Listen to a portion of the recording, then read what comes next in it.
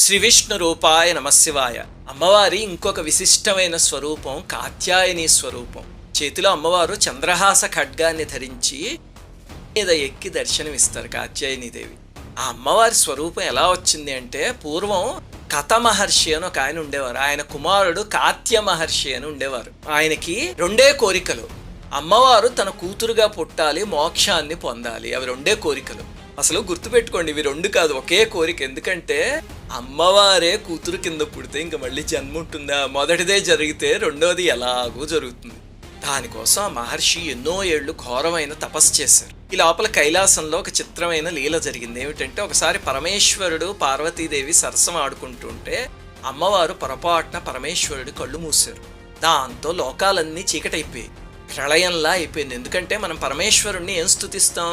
వందే సూర్య శశాంకవన్నినయనం వందే ముకుంద ప్రియం అంటాం కదా.